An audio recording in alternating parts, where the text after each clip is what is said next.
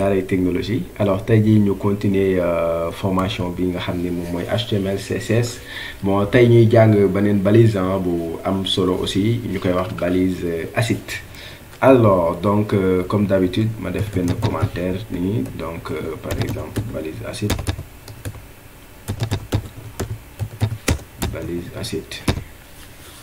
voilà fii ma def benn titre H3 balise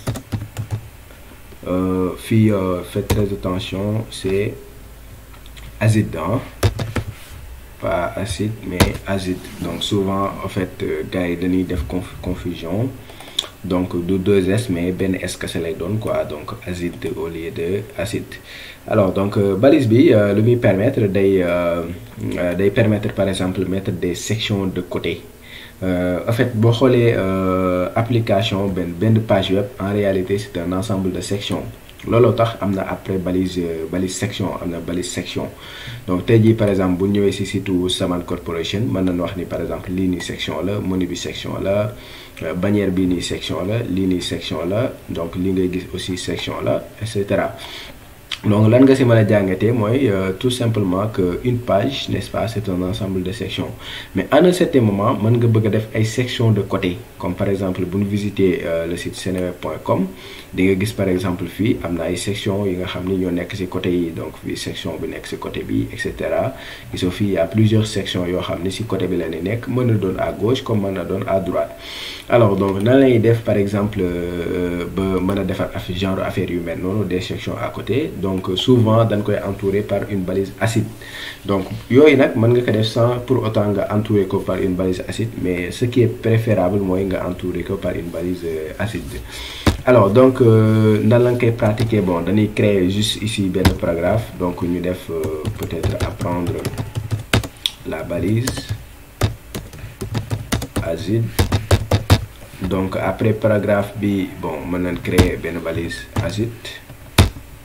Donc ci biir balise acide bi pourquoi pas ñu créer fa peut-être benn paragraphe, bon juste pour vous montrer.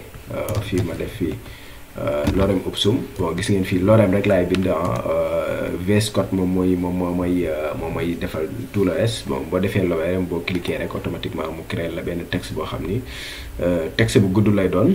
Donc alors texte bi dafa bëri, dama koy wàññi tuuti. Donc li nekk ci acide bi li nekk à côté, donc bëgguma mu doon loo xam ni lu bari lay doon, li ma wàññi ëpp na. Alors ma wàññi nii voilà, bon mën naa gën a wàññi fii, bon mën naa wàññi parce que texte bi sax man déjà xaw ma lan lay signifier. Donc c'est pas le texte qui est important, mais juste am du contenu quoi. Alors donc je pense que fii c'est bon, donc ma wàccaat, donc après acide bi ma créer beneen paragraphe, donc benn paragraphe, après ma créer acide, après ma créer waat beneen paragraphe. Donc deuxième paragraphe yi bu ma neexee mën naa def texte bu gudd avec lorem ipsum. Donc voilà, donc bu ma neexee mën naa ko mettre sur plusieurs lignes, loolu y a aucun souci pour que mu gën a lisible. Voilà. Toujours il faut très bien indenter le code, n'est-ce pas, def ko mu nekk sur plusieurs lignes lépp tolloo. Waxoon naa leen na rang yi jub boo leen ko déggee, HTML moo tax ñuy wax. Alors donc fii am na balise P, am na balise acide, amaat beneen balise P. Donc comme d'habitude donc HTML bu dee da nga def benn affaire da lay afficher tout simplement, mais lépp luy niceal bon lu ko gérer. C'est pourquoi ici bu ma actualiser di ngeen gis ni par exemple dina am texte, gisoo sama paragraphe moo nekk nii, sama acide moo nekk nii, sama lorem ipsum moo nekk nii beneen paragraphe bi. Mais en fait bon bien vrai que affiché nañ ko, mais dañu bëggoon def de telle sorte que, n'est-ce pas, acide bi nii dañ koy def à côté, par exemple ñu yóbbu ko à droite. Loolu laa bëggoon def, mais fii da ngay am blocage ci HTML, parce que HTML lu muy permettre mooy afficher leneen di ci des yëpp CSS moo koy def. Alors donc fii dañuy def un peu CSS pour jël information bii nii, par exemple sunu acide bi yóbbu ko à côté. Donc nan lañ koy defee, donc toujours, n'est-ce pas, dañuy dem ci kaw a kaw, n'est-ce pas, ñu defaat beneen commentaire pour wax ni instant yi ñu ngi travailler ci balise acide. Donc fii damay def balise acide. Alors yii yëpp mën naa ko commenter, donc ma fermer fii fermer fii fermer fii, n'est-ce pas?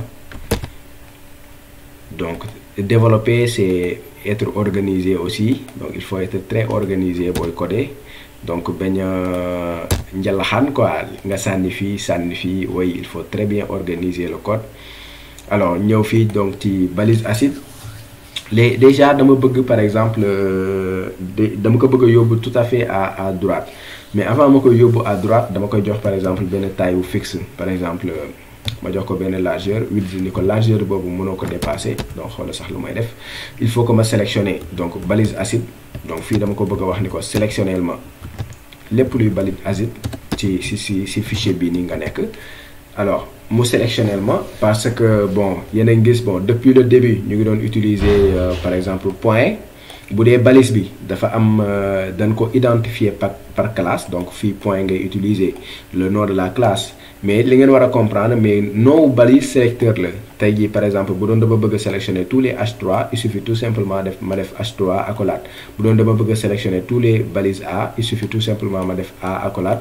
bu doon dama bëgg a sélectionner toutes les balises près, par exemple damay def balise près def accolade. Donc sélecteurs yi dinañ ci gën a yaatal bu ñu def CSS, mais juste pour ñu anticiper pour wax leen ici que ni nom balise boo gis rek sélecteur la. Donc fii lu ma bëgg a def mooy sélectionner ma bépp balise acide boo xam ni mu ngi sama document bi. Ginnaaw bi ma ko sélectionner lan laa bëgg a def, ma ne ko jox leen benn largeur width boo xam ni de 40% lay doon, donc balise bi lépp 100% lay occupé par défaut. bu ma ñëwaatee si sama FIFA la je ferme ça. bu ma ñëwaatee si sama exemple CTRL R, donc di ngeen gis ni que par défaut bon moom 100% lay utiliser, mais en fait dama ni ko utiliser maintenant que 40%. donc loolu mooy taille bi mu occupé. léegi ginnaaw bi ko occupé bon mën naa ko yóbbu tout à fait à droite, n'est-ce pas? Pour yóbbu benn affaire à gauche wala à droite on utilise par exemple float. donc float boo ko utiliser mën nga def par exemple float left, donc bu leen fàtte waxoon naa leen left toujours boo ko gisee mooy gauche, wala nga def par exemple right boo ko gisee mooy droite. alors fii ñun ci gauche lañ ko war a yóbbu wala si droite lañ ko war a yóbbu, instant yi mu ngi gauche ba pare droite lañ ko war a yóbbu, kon fii on utilise float right. alors bu ma defee CTRL R normalement gis ngeen yóbbu na ko automatiquement à droite, et là yéen gis li nekkoon ci suuf dafay jël place am. bon xaaral ma def CTRL Z wala ma commenter ko pour ngeen gën a mën a gis. je fais CTRL R, gis ngeen bu njëkk li leen amoon lorem ipsum bi fii la nekkoon, mais après ginnaaw bi ma ko defee float right donc CTRL L di ngeen gis automatiquement instant yi fii la nekk à droite. mais yemul ci loolu, mais li nekkoon ci suufam dafa yéegaat ci kaw. gis ngeen lorem ipsum bi moom moo nekkoon ci suufam, mais gis ngeen ni mu jëlaatee place am, maanaam fii lorem ipsum bi nekkoon fi sunu acide bi nekkoon dafa dem à droite automatiquement, n'est-ce pas? bi nekkoon ci suufam daal di jël place am. donc fii bon je pense que mën nañ ko bàyyi noonu. après lan la bëggaat ñu jox ko peut-être benn bordure, par exemple mu am fii benn bordure boo xam ni moom mooy kii. avant bordure bi sax mën naa ko def jox ko ay espacement, n'est-ce pas? padding ak margin. donc tey jii bu ma ko joxee margin, bon margin waxoon naa leen ni mooy par exemple margin left, am na margin left, margin right, margin top, margin bottom. donc tey jii ñi nga xam ne yàgg nañ def devoir, boo leen doon def devoir fi nga xam ne foofu la professeur bi di def note bi, foofu moo doon marge bi, n'est-ce pas? yow fi ngay bind foofu par exemple espacement entre trait bi ak fi ngay bind, n'est-ce pas? loolu noonu mën nañ ko woowee padding. léegi margin bi mooy lan? mooy fi nga xam ne foofu la professeur bi di def note bi. léegi fii nii aussi li ngeen war a comprendre mooy margin mooy espace externe, padding mooy espace interne, n'est-ce pas? par exemple l'espace externe, n'est-ce pas, entre lorem ipsum ak li nekk fii, loolu ba la ñuy fixé ak margin. donc margin left moo fii dama koy jox par exemple juste benn valeur, par exemple 0.5 REM, n'est-ce pas? ñu actualiser di ngeen gis ni par exemple instant yi gën na sori, n'est-ce pas, fi mu nekkoon, n'est-ce pas? bu ma commenter di ngeen gis un peu la différence, n'est-ce pas? pour xam margin bi ak par exemple margin bi pour nga gën a gis importance am ak padding, donc da ngay def border. bon border bi dama koy supprimer, c'est juste pour wan leen. ma def par exemple taille border bi 1 pixel la, type bordure bi bon solide, n'est-ce pas, solide mooy trait sous forme de trait, black mooy noir, ma ne couleur bordure bi loolu lay doon. bu ma defee contrôle R di ngeen gis par exemple que margin bi lu muy gën di yokk affaire bi muy gën di espace entre lii nii texte bii nii ak lii di gën a sori. Donc loolu mooy margin. Donc fii bu ma yokkee par exemple ma def 6 bon pour ngeen gën a gis lan mooy margin, di ngeen gis espace bii nii ngeen gis bu weex bi day gën a yokk espace diggante bi. léegi bu ma defee padding mooy diggante bordure bi ak contenu bi, loolu mooy padding. donc tey jii bu ma defoon par exemple CTRL C CTRL V au lieu de margin ma def padding DIN DG, di ngeen gis padding left, maanaam dama bëgg a séparer trait bi ak lorem ipsum. fii bu ma actualiser di ngeen gis am na espace entre, loolu mooy margin. maanaam margin c'est à l'intérieur de la bordure, padding c'est à l'intérieur de la bordure, margin c'est à l'extérieur de la bordure. bon fii gis ngeen je pense que instant yi gën ngeen ko gis. bu ma defee par exemple fii 8 bu ma actualiser fan la espace bi war a nekk, deviner ngeen ko parce que fii padding la. padding waxoon naa leen ci biir la, maanaam distance bi am entre bordure bi ak élément bi, loolu mooy padding. donc espace bi de bordure baa ngi nii, lorem ipsum baa ngi nii, distance bi n'est-ce pas. bu ma actualiser di nga gis dana gën a yokku, n'est-ce pas. voilà, bu ma ko yokkee aussi bon man ngeen utiliser pixel wala ngeen utiliser lu leen neex. donc fii day yokk tout simplement margin bi. alors fii bu ma neexoon au lieu de REM mën naa utiliser par exemple ay margin, par exemple ma utiliser 12 pixels CTRL R, n'est-ce pas. wala ma utiliser par exemple 80, bon 80 lay bëri sax, 80 pixels. gis ngeen espace bi nu mu bëree, mais c'était juste pour vous montrer que ni mën ngeen utiliser pixel. mais souvent man je préfère par exemple utiliser des REM etc. bon juste pour vous montrer. voilà, donc fii bu ma neexee boo gënoon a yokk taille bi di nga gis différence entre margin et margin 9 laa ko jox. di nga gis espacement entre lii nii ak bordure bi, n'est-ce pas. pas ak texte bi mais ak bordure bi day am espace. fii bu ma actualiser di nga gis ni gën na am espace entre ça et la bordure. donc loolu mooy margin donc ak padding. pour leeral ko fii rek dinañ ko gën a yaatal bu ñuy def CSS, mais juste pour vous montrer que ni heure bu ma waxee padding rek xamal ni boo bëggee gis la différence da ngay def benn bordure. léegi diggante espace bi nga xam ne mooy bordure ak le contenu là, n'est-ce pas, loolu la ñuy wax par exemple margin. léegi texte bi ngeen di gis maanaam distance am, espace bi muy am entre la bordure, loolu la ñuy wax margin. léegi am na margin left, am na margin right, am na margin top, am na margin bottom. comme par exemple fii bu ma defoon par exemple 40 pixels, bon juste pour wan leen lan laa def margin left. bu ma actualiser di nga gis ni bon ma actualiser lan laa def fii point amu si, point waru si am. bu ma actualiser di nga gis voilà am na espace entre lorem ipsum bi ak bordure bi, mais lii left laa ko wax, maanaam à gauche defal ma si espacement, moo tax à gauche de lorem ipsum moo am espacement. mais bu ma neexoon ni ko en haut de top par exemple, ci kaw maanaam texte bi ak ci kaw defal ma ci espace entre le texte et la bordure, yéen a ngi gis mu def ci espace. bu ma neexoon ma ne ko du top sax mais bottom la, maanaam ci suuf defal ma ci espace, yéen a ngi gis texte bi ak ci suuf da ciy def espace. bu ma neexoon ni ko right par exemple ni ko à droite, entre texte bi ak à droite defal ma ci espace de 40 pixels, entre texte bi mu def ci 40 pixels. donc gis ngeen foofu loolu padding la. donc pour résumer padding, n'est-ce pas, mooy distance bi nga xam ne moom la texte bi di am par rapport ak bordure bi, mais à l'intérieur de la bordure. mais bu dee margin mooy distance bi nga xam ne moom la texte bi di am par rapport ak bordure, mais à l'extérieur, n'est-ce pas, de la bordure. donc loolu bon c'était juste benn éclaircissement bu ma bëggoon def pour ngeen xam margin ak padding. alors donc bordure bi en réalité soxlawuñ ko woon, c'était juste pour ma won leen lan mooy margin ak lan mooy padding. alors fii au lieu de ça bon damay dellu si juste sama point 5 REM. bon fii bon nekk na mën naa jox aussi point 5 REM. alors donc fii bu ma actualiser lan lay am, n'est-ce pas. voilà, bordure bi dañ na loolu laa bëggoon. ok, donc ma jox ko benn trait. dama bëgg par exemple avant lorem ipsum bi mu am benn trait boo xam ne moom mooy séparer paragraphe bi ak lorem ipsum bi. alors nan laa defee benn trait, am na propriété CSS bu ñuy wax box shadow. Donc box shadow pour def ay ombre la, ombre mooy takkandeer, genre takkandeer. léegi box shadow bi dama koy jox par exemple fii 5 pixels.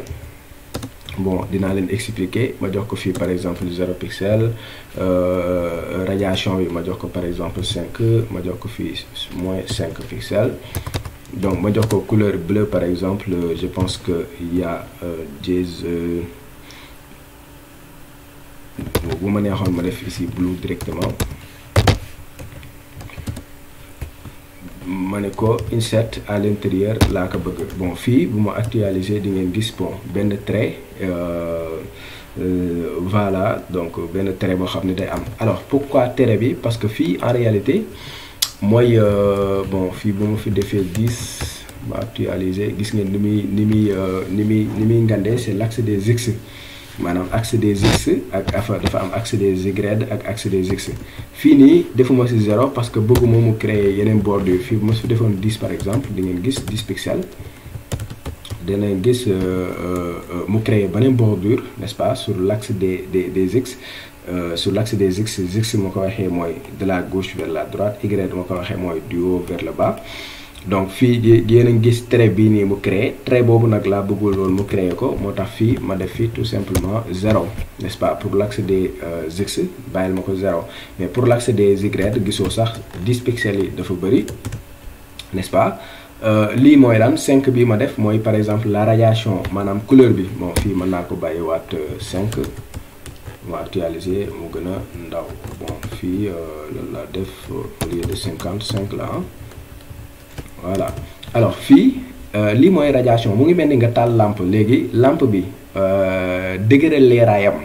Donc loolu laay wax fii, radiation mooy degré leeraay bi. Donc loo koy gën di yokk, par exemple fii bu ma defoon 10, ñu wax ni par exemple affaire bi di gën a tas, yeneen gis ni mu gën a tasee couleur bi.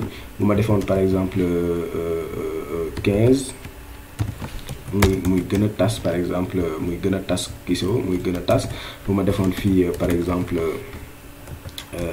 25, yéen a ngi gis couleur bi day gën a répandre quoi ci kii bi, n'est-ce pas. léegi en fait fii aussi bu ma neexoon ma bàyyi 5 bi. Bon 5 boobu noonu day contrecarrer en réalité lumière bi.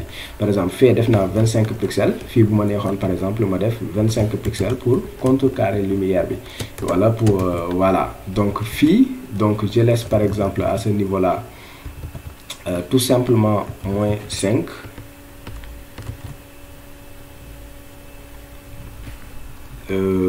5 pixels par exemple, 5 pixels. yéen a ngi gis par exemple fii bu ma defee 5 pixels de radiation, bu ma bàyyee fële 5 pixels damay am toujours couleur. Donc pour ma bañ a am couleur foofu noonu damay def moins 5 pixels pour contrecarrer.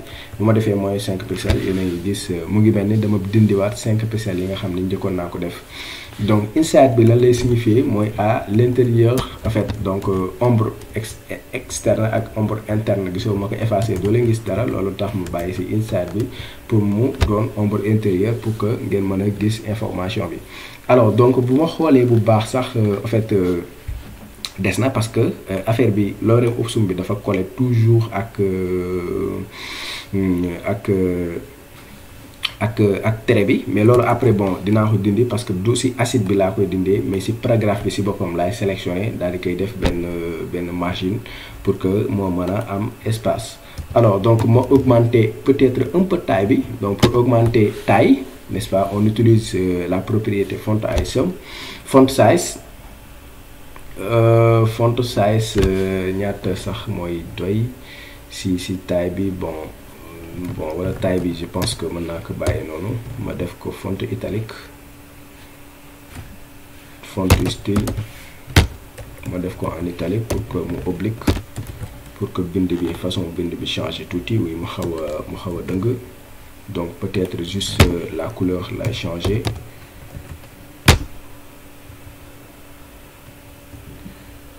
Le dièse 29.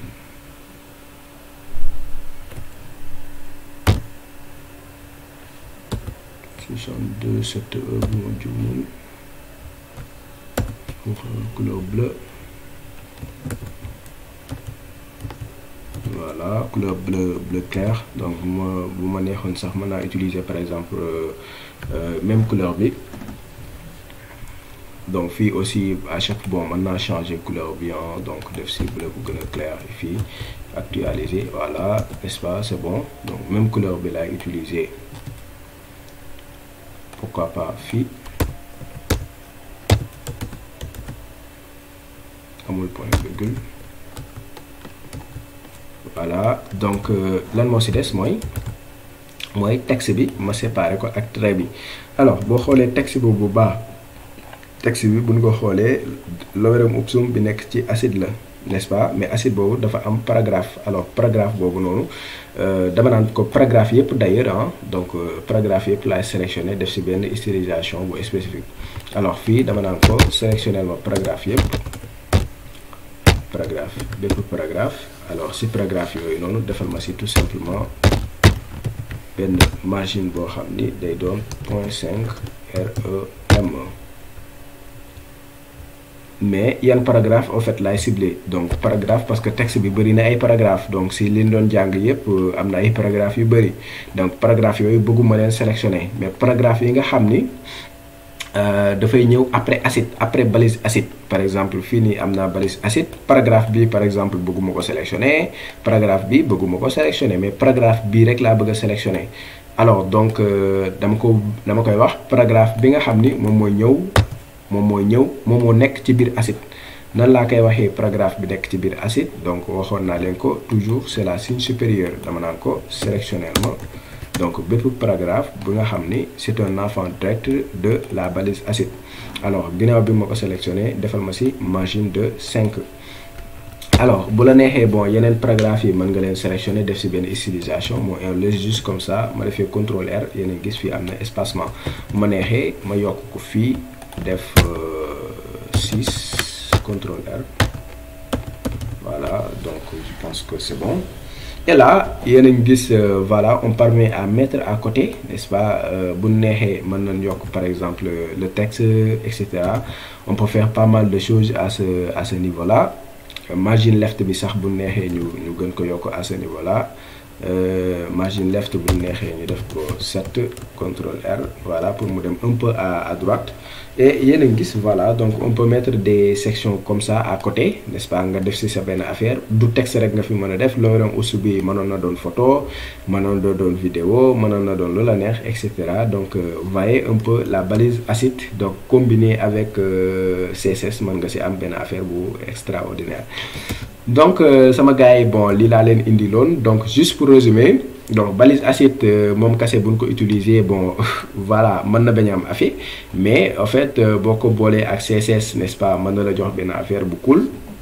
Alors fii taille bi lañ ko définir ni ko par exemple par défaut 100% la mais dañuy diminuer taille bi ñu def ko 40% ñu daal di koy flotter loo à droite. Par exemple flotter à droite mooy tey jii nga nekk à gauche ñu yóbbu la à droite n'est-ce pas moom gauche la nekkoon ñu faire flotter ko à droite mu dem à droite ñu jox ko benn margin boo xam ne diggante espace am entre ça et tout ça n'est-ce pas entre lorem ipsum bi ak ça loolu mooy margin left bi maanaam margin gauche.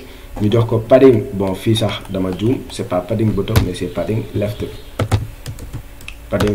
de 5% n'est-ce pas mooy diggante ça et ça. Et là bon ñu jox ko par exemple box shadow donc box shadow bi en réalité moom mooy gérer trait bi. Alors font size n'est-ce pas font style n'est-ce pas bu neexoon ñu dindi ko sax c'est juste pour que ñu def ko par exemple mu xaw a weng. Et fii ñu jox ko benn couleur bu neexoon ñu def ko noir bu neexoon ñu def ko mais juste pour que mu gën a lisible ñu def ko en bleu. Voilà donc la balise acide j'espère que comprendre ngeen et j'espère que cette vidéo vous a plu. Ok ñu jox leen rendez-vous si beneen vidéo ñu jàng li ñuy wax balise audio et les balises vidéo.